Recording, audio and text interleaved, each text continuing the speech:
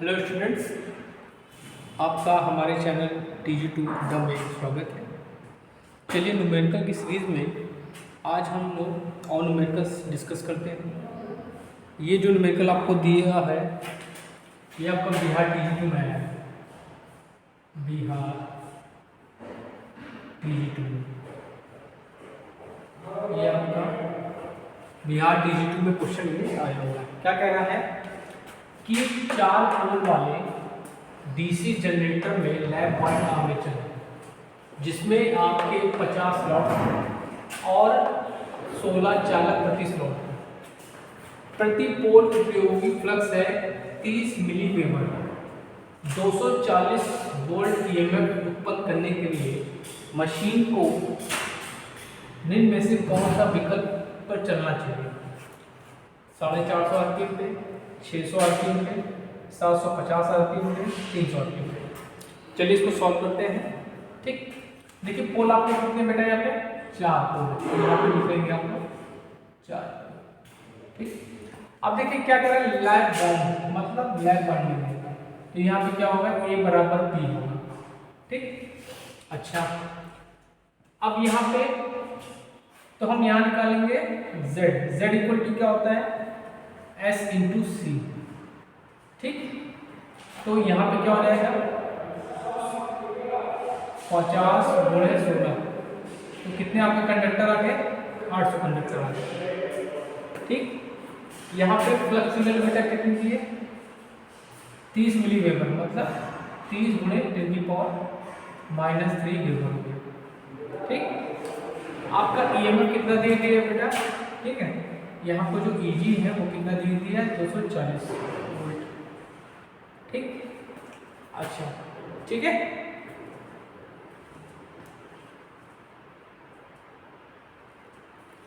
चलिए सॉल्व करते हैं। देखिए ईएमएफ का फॉर्मूला क्या होता है बेटा, ईजी इक्वल टू 5ZTN/60A, ये आपका ईएमएफ का फॉर्मूला होता है। लेकिन बेटा यहाँ पे क्या देख रहे हैं आप, ये आपकी लैब बाइंडिंग है, तो A और P कैंसिल हो जाएंगे, तो क्या हो जाएगा P और A हटा देंगे तो क्या हो जाएगा 5ZN/60। आपको स्पीड निकालनी है यहाँ से, तो N इक्वल टू क्या हो जाएगा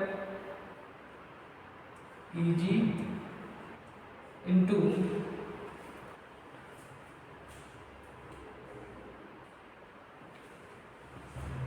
EG इंटू 60/5 इंटू Z।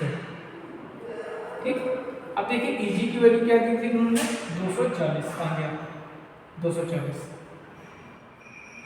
ठीक, ये आपका 60 हो जाएगा, और 5 की वैल्यू क्या होगी 30 इंटू, अब 10⁻³ था, ये ऊपर चला जाएगा तो क्या हो जाएगा 3 0 हो जाएगा। ठीक, और Z आपको कितने हैं 800। इसको सॉल्व करिए, 1 2 3 1 2 3 कैंसिल हो गया, 3 दूना 20 आया। ठीक, अब इसको काटिए, 4 दूनी 8, 4 पंचे 20। ठीक, इसको करेंगे तो क्या आएगा आपका 120, तो क्या आ जाएगा आपका 120 गुणे 5, तो क्या आ जाएगा 12 पंचे 60, 600 आरपीएम। तो जनरेटर जो होगा आपका 600 आरपीएम पे घूमेगा। तो बच्चों इसमें ये आंसर बिल्कुल सही है। ठीक बच्चों, ये न्यूमेरिकल जो है आपका बिहार TG2 में आया है, तो इसको अपने नोट्स में लिख लीजिए। ठीक है, और हो सके तो स्क्रीनशॉट ले लीजिए। इसके बाद मैं आपको दूसरा न्यूमेरिकल कराता हूँ।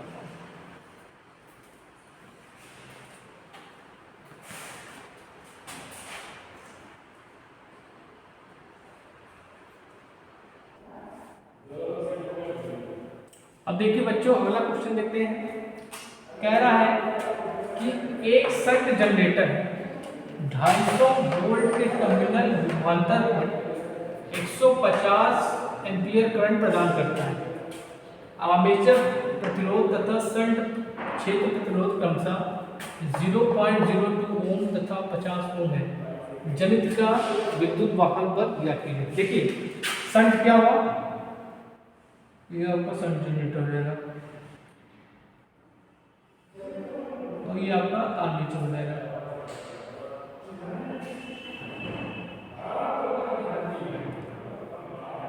ठीक, और ये आपका लोड हो जाएगा।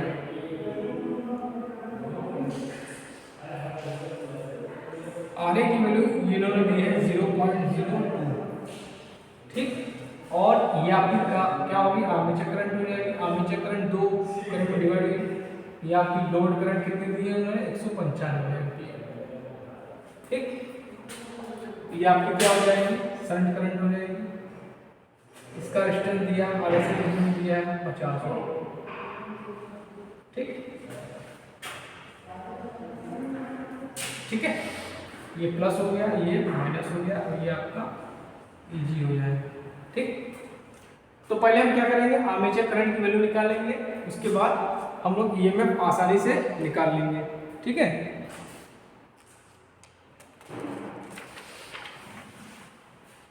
ठीक, चलिए स्टार्ट करते हैं। अब देखिए यहाँ पे जो वोल्टेज होगा वो यहाँ पे होगा, वो यहाँ पे होगा। तो यहाँ पे जो वोल्टेज होगा वो क्या होगा, V इक्वल टू ISH और SH के बराबर होगा। ठीक, अब देखिए यहाँ पे जो वोल्टेज उन्होंने कितना दिया है,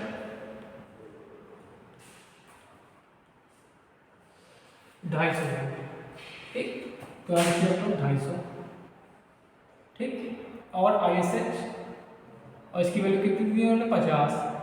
तो ISH इक्वल टू हो जाएगा 250/50, कितना है, 5 एम्पीयर। ठीक है, अब देखिए आर्मेचर करंट क्या होगी, ये आपकी दो पार्ट में डिवाइड हो जाएगी। तो IA इक्वल टू क्या हो जाएगा, ISH प्लस IL। ISH हमने लिख लिया 5 और ये कितनी दी है, 195। तो आपकी करंट आ गई आपकी 200 एम्पीयर। तो आर्मेचर करंट आपकी कितनी होगी बेटा, 200 एम्पीयर हो गई। अब हम लगाते हैं यहाँ पे KVL। ठीक, तो ये आपका प्लस हो गया, ये आपका माइनस है, ये KVL लगा दिया। ठीक, तो क्या हो जाएगा, माइनस का EG प्लस IRA, ठीक, प्लस V इक्वल टू 0। ठीक है, तो EG इक्वल टू क्या हो जाएगा, V प्लस IARA, रख दीजिए वैल्यू 250। ठीक है, क्या हो गया आपका, 250 हो गया। आर्मेचर करंट आपकी 200 होगी और RA की वैल्यू कितनी हो जाएगी आपकी, RA की वैल्यू 0.02, तो हो जाएगा आपका 0.02। 250 प्लस ये आएगा आपका 400। ठीक,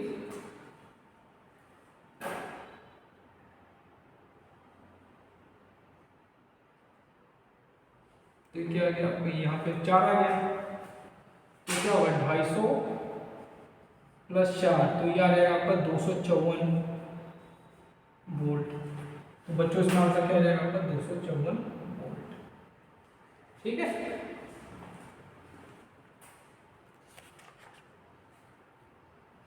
ये बच्चों क्वेश्चन आपका यूपीपीसीएल TG2 में आया है, यूपीपीसीएल TG2 में कब आया है, ये आया आपका 2019 में। इसका स्क्रीनशॉट ले लीजिए और इसको नोट्स में लिखिए, तब तो मैं आप लोगों को अगला क्वेश्चन बताता हूँ।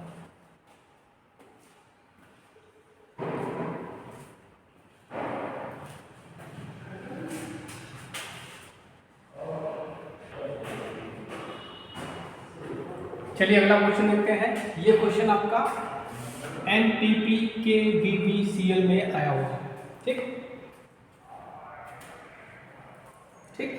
कह रहा है कि 800 प्राथमिक और द्वितीय फेरों वाले एक ट्रांसफार्मर को 110 प्रत्यावर्ती धारा सप्लाई से आपूर्ति की जाती है, द्वितीय वोल्टा की गणना कीजिए। ये आपका ऑप्शन है। देखिए कोई आपका ट्रांसफार्मर है, देखिए फिगर वाइज समझेंगे तो समझ आएगा। इसलिए मैं आपको फिगर वाइज समझाता हूँ। ये आपका कोई ट्रांसफार्मर, ये आपकी प्राइमरी वाइंडिंग होंगे, इसमें टर्न कितने होंगे, N1 होंगे। इसको हमने यहाँ पर जो वोल्टेज होगा क्या होगा, V1 होगा। इसकी वैल्यू कितनी है, 110।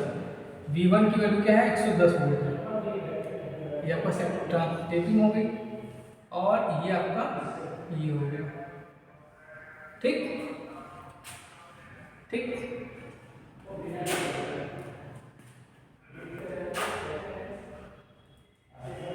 जो 3 फेरो मतलब क्या है, 200। ठीक, तो N1 कितना है आपका, 800। N2 आपका कितना है, 200। ठीक। अच्छा, अब यहाँ पे क्या निकालना है आपको, V2 निकालना। आज दे देंगे भेजने में। कर दिया, व्हाट्सएप कर दिया। ठीक, V2 आपको V2 निकालना है। तो ट्रांसफॉर्मेशन रेशियो क्या होता है,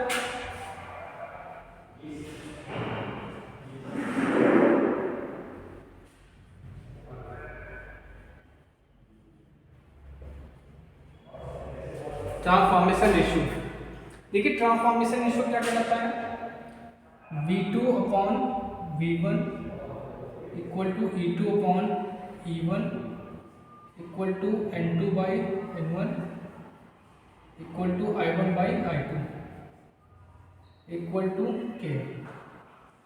ये आपका ट्रांसफॉर्मेशन रेशियो है, इसी का हम लोग प्रयोग करेंगे। अब देखिए क्या दिया है, तो यहाँ पे टर्न्स की बात हो रही है, तो हम लोग क्या लेंगे, सिर्फ ये लिखेंगे V2 upon V1 equal to N2 upon N1। ठीक, V2 आपको निकालना है, तो V2 इक्वल टू हो जाएगा आपका N2 by N1 into V1 हो जाएगा। चलिए रखिए वैल्यू, N2 की वैल्यू कितनी है, 200, N1 की वैल्यू 800 और V1 की वैल्यू क्या है, 110।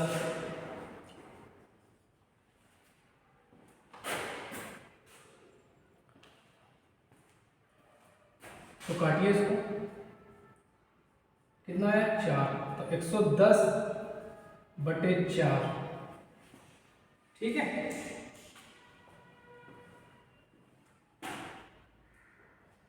तो ये आ जाएगा आपका 55 बटे 2।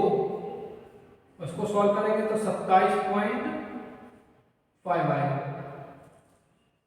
27.5 आएगा। ठीक, तो जो आपकी V2 की वैल्यू है ये क्या है, आपकी 27.5। ठीक, 27.5 है, लेकिन इसमें आपको कोई मैचिंग हो नहीं रहा है। ठीक, तो हम लोग क्या करेंगे, इसको कंसीडर कर लेंगे सही। ठीक है, कभी कभी ऐसे क्वेश्चन दे देते हैं बच्चे जिसमें कंफ्यूज हो जाते हैं, तो इसमें आंसर क्या हो जाएगा आपका 25 वोल्ट। ठीक है,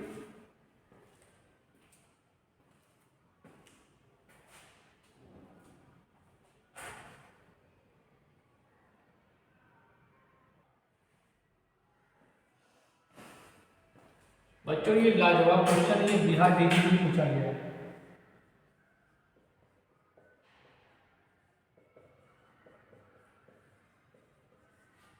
ठीक है, बहुत लाजवाब क्वेश्चन है ये, आपके कोर्स का है लेकिन पूछा गया है, क्योंकि बिहार डीजी में लेवल से थोड़ा ऊपर पूछता है। ये आपका ये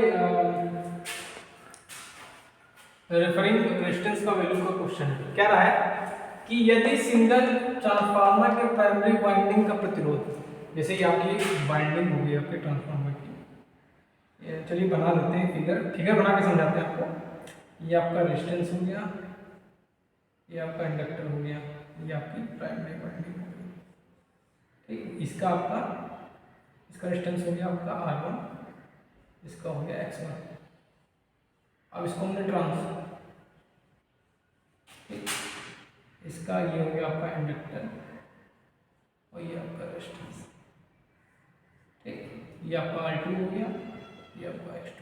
ठीक, अब क्या कह रहा है, ध्यान से समझिएगा, कह रहा है कि यदि ट्रांसफार्मर के प्राइमरी वाइंडिंग का रेजिस्टेंस, मतलब यहाँ पे 1 की वैल्यू कितनी दे दी आपको, 2 ओम दे दी। और प्राइमरी से सेकेंडरी अर्थ में अनुपात, ठीक, मतलब आपका ट्रांसफॉर्मेशन रेशियो कितना दे दिया, N2/N1 कितना दे दिया इन्होंने, ये दे दिया आपको 10, ठीक। अब क्या करा है कि सेकेंडरी के संदर्भ में प्राइमरी का समतुल्य प्रतिरोध होगा। अब क्या करें, इसको हमने इधर ट्रांसफर कर दिया, ठीक। तो जब हम इधर ट्रांसफर करेंगे, जब प्राइमरी वाइंडिंग के रेजिस्टेंस को जब सेकेंडरी में ट्रांसफर करते हैं तो रेजिस्टेंस की वैल्यू हो जाती है आपकी R1 डैश, क्या हो जाती है, R1 डैश। ये आपको याद रखना है, जब आप प्राइमरी से सेकेंडरी में ट्रांसफर करेंगे तो इसका फॉर्मूला बनता है N2/N1 इंटू R1, ठीक।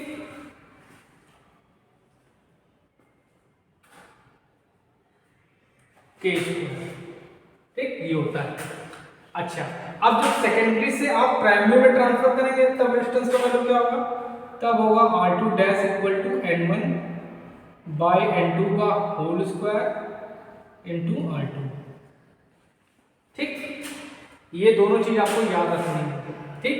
अब यहाँ पे क्या कह रहा है, ट्रांसफर आपका प्राइमरी सेकेंडरी में ट्रांसफर हो रहा है, तो R1 डैश हो जाएगा, R1 dash equal to N2/N1 का स्क्वायर इंटू R1।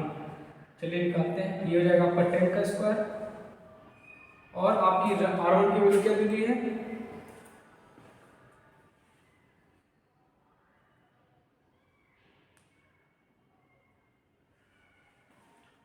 अच्छा प्राइमरी से सेकेंडरी के अर्थ में, तो बेटा यहाँ पे आपको उल्टा दे दिया है, यहाँ पे सॉरी, यहाँ पे थोड़ा हमने ध्यान नहीं दिया कि प्राइमरी से सेकेंडरी के अर्थ में, मतलब प्राइमरी से सेकेंडरी के अर्थ में टर्न अनुपात, मतलब यहाँ पे दे दिया आपको N1/N2 दे दिया है, ठीक है। N2 अभी यहाँ होता सेकेंडरी से प्राइमरी होता तो होता है, ठीक। तो ये फॉर्मूला हो गया, ठीक। अब इसको क्या लिखेंगे, N1/N2 कितने दिया है, और फॉर्मूला क्या होता है, N2/N1 का होल स्क्वायर इंटू R1। अब यहाँ पे क्या हो जाएगा, 1/K² हो जाएगा, ठीक। चलो ठीक, N2/, तो यहाँ पे क्या हो जाएगा, 1/10 का स्क्वायर हो जाएगा, 1/10 का स्क्वायर हुआ, और R1 की वैल्यू कितनी दी इन्होंने, 2, ठीक। तो चलिए सॉल्व करिए इसको, तो 2/100 मतलब क्या हो जाएगा, 0.02 ओम। तो ये आपका आंसर बिल्कुल सही है, ठीक है।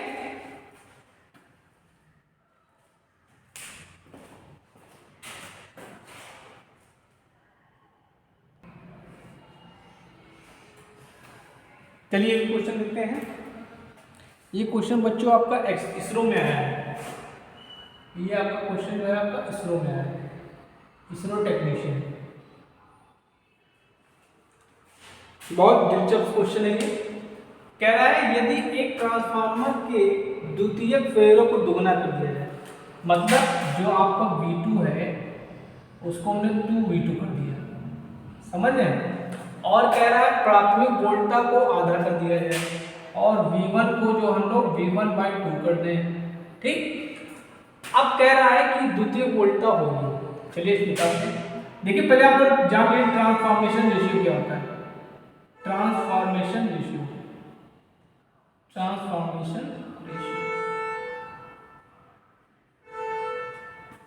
ठीक। तो ट्रांसफॉर्मेशन रेशियो क्या होता है, V2/V1 E2/E1 N2/N1 equal to I1/I2 equal to K। ये आपका ट्रांसफॉर्मेशन रेशियो का फॉर्मूला होगा। अब यहाँ पे सिर्फ टर्न और वोल्टेज की बात कर रहा है, तो हम लोग लिखेंगे V2/V1 इक्वल टू N2/N1, ठीक, ठीक है। और कह रहा है द्वितीयक फेरों को दुगना, मतलब N2 को भी आप 2N2 कर दीजिए, ठीक। चलिए रखते हैं, तो V2 और V1 की जगह क्या हो जाएगा, V1/2 हो जाएगा, ठीक। N2 को इन्होंने क्या दुगना कर दो, 2N2 हो जाएगा अपॉन N1, ठीक। अब V2 ऊपर चला जाएगा तो इसको हम लोग क्या लिख सकते हैं 2V2 upon V1 equal to 2N2 upon N1। ठीक, तो 2 2 कैंसिल हो गया, तो क्या बन गया relation V2 upon V1 equal to N2 by N1। तो बच्चों आपको वही रिलेशन मिल गया जो था। तो इससे क्या पता चलता है कि कोई प्रभाव नहीं होगा, कोई परिवर्तन नहीं होगा। तो इसमें आंसर क्या हो जाएगा, कोई परिवर्तन नहीं होगा। ठीक है।